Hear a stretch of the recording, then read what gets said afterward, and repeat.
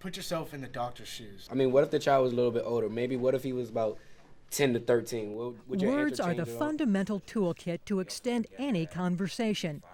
An academic conversation is a learned structure in which students explore ideas and negotiate meanings to deepen understanding and connections. I feel like it would make me feel good if I know I could save someone's life. In an academic conversation, students learn how to articulate their thinking through the use of conversational starters such as, My experience with this is, What do you mean by that reference? an example from the text says, anything that has resonated with you, is there anything that has made you think? The difference between just having conversation in class and having an academic conversation is students are using specific vocabulary. They're using phrases and statements that are allowing them to articulate what they're thinking. So it's getting to that critical thinking portion of it. They're showing that they're problem solving, that they're thinking through things, they're listening to somebody else, they're responding to it, and sound like an intelligent human being, which is sort of the goal for all of them. Be nice to view it as a sort of free market solution to this problem of someone not having a kidney. today's academic conversation is built upon imaginary scenarios. Students decide if they agree, disagree, or remain undecided about a situation. They talk as a group and in pairs. They share information and defend their thinking.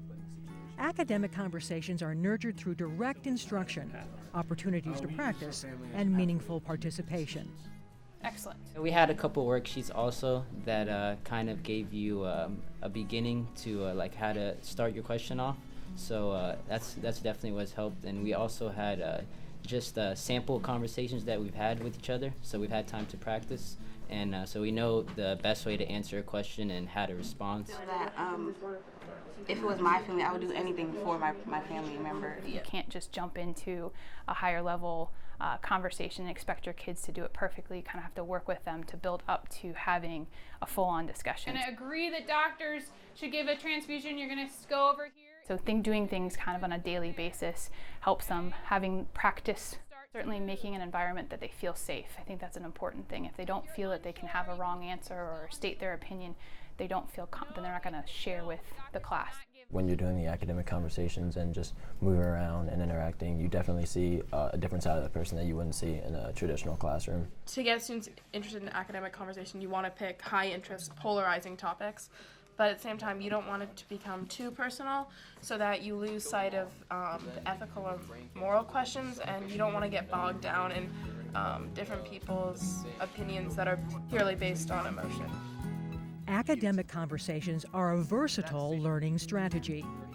What we did today in our academic conversation showed rigor, relevance, and relationships that by having the students talk at a very high level. They were critically thinking as they were answering each other's questions and persuading. That's a rigorous part of it.